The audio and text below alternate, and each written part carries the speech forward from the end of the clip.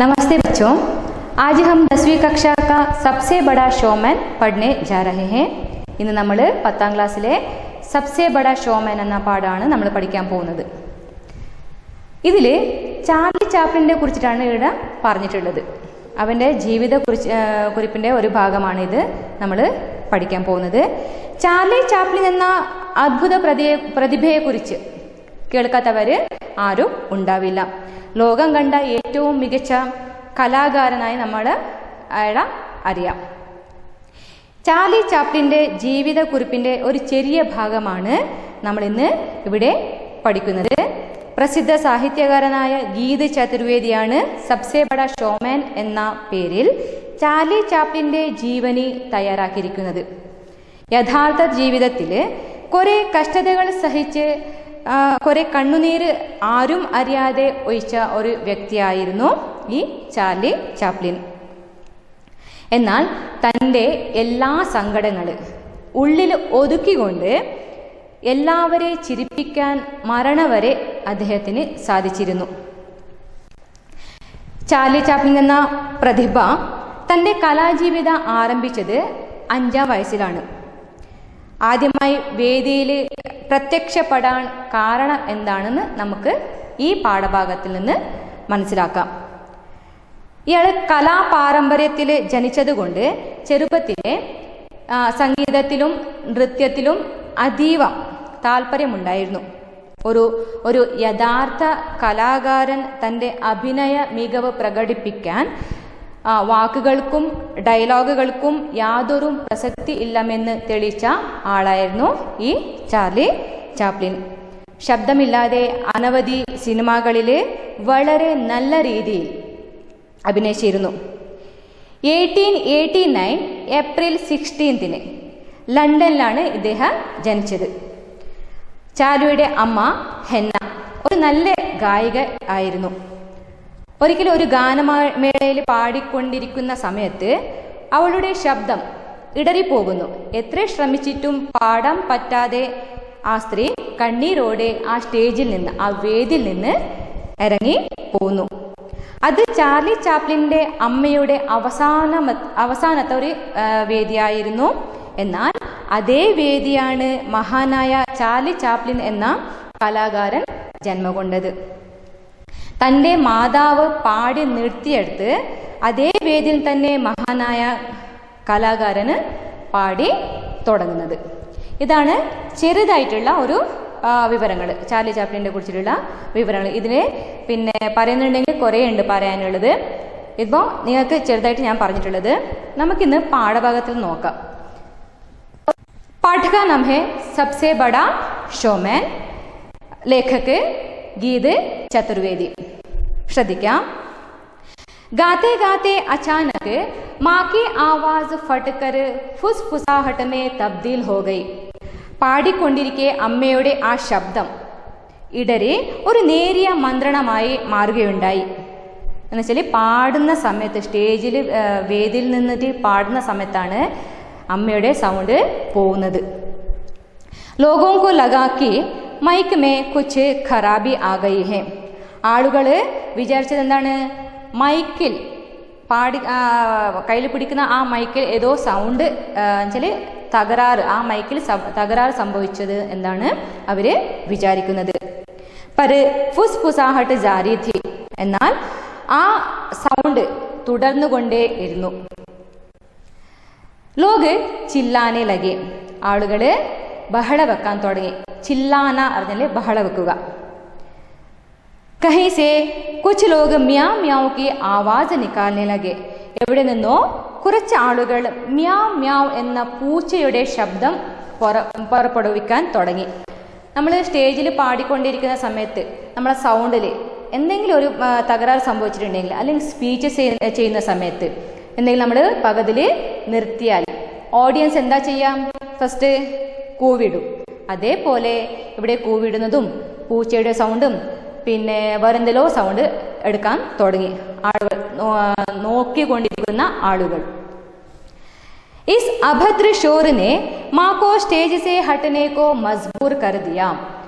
ഈ മോശമായിട്ടുള്ള ശബ്ദം, ഏതാണ് മോശമായിട്ടുള്ള ശബ്ദം?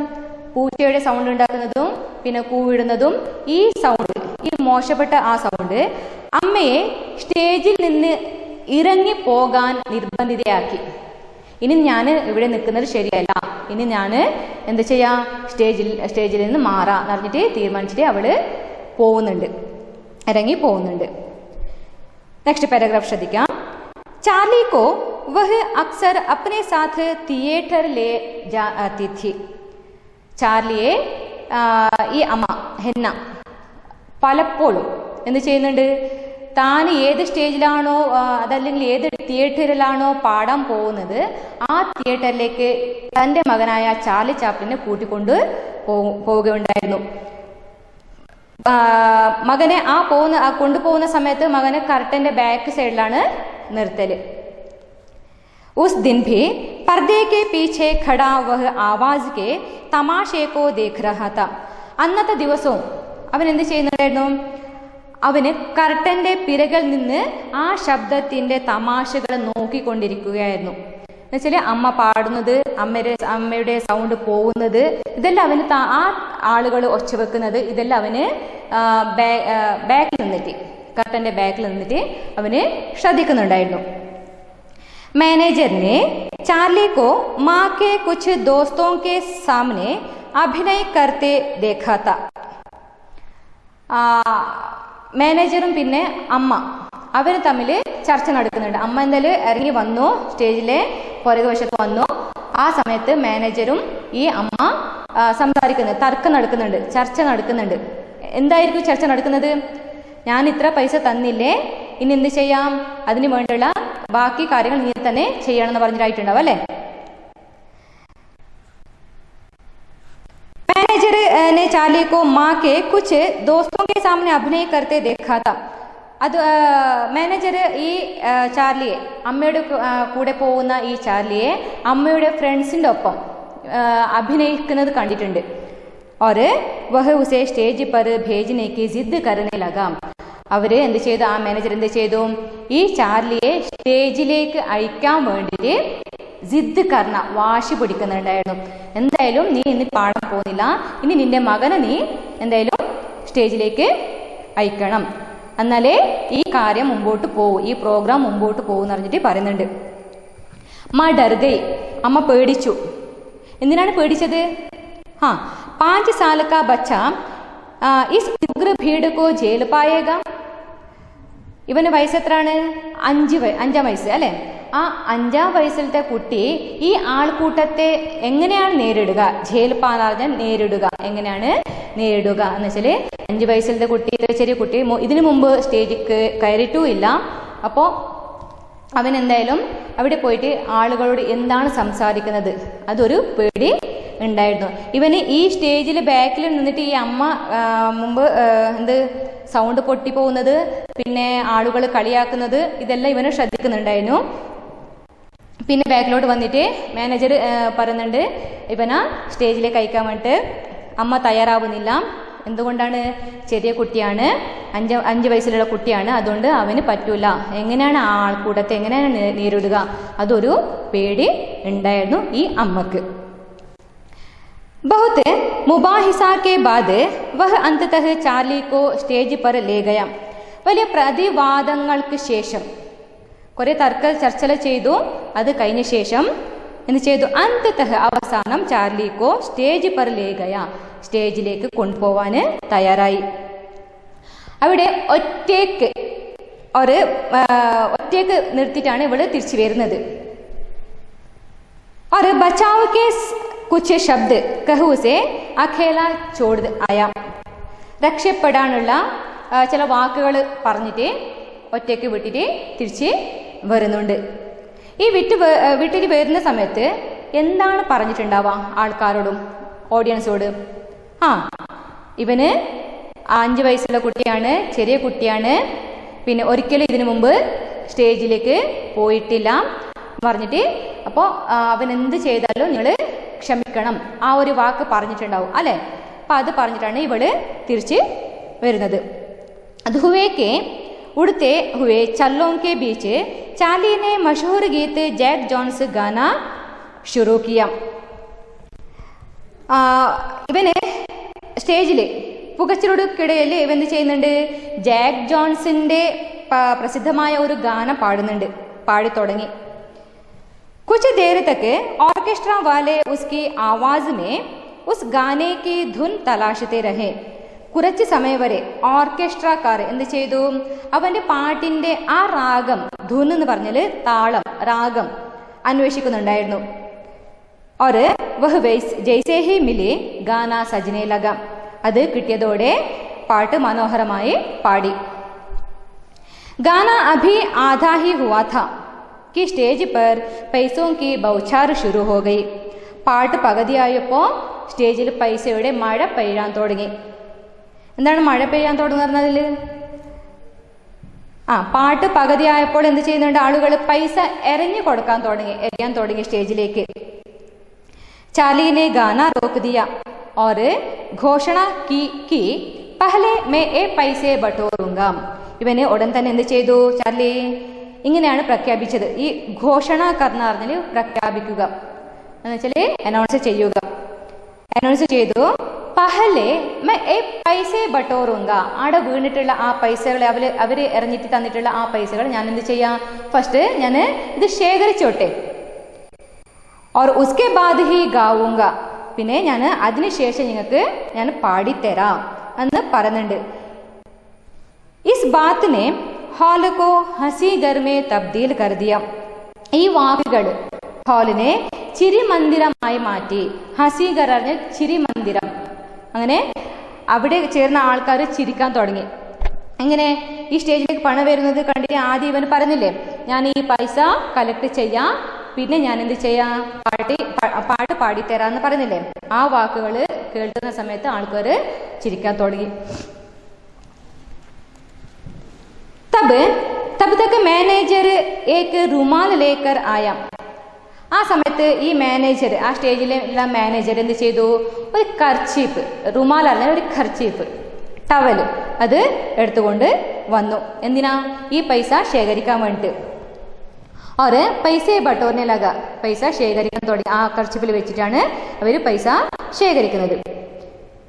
चार्ली को लगा कि मैनेजर खुद पैसा रख लेना चाहता है.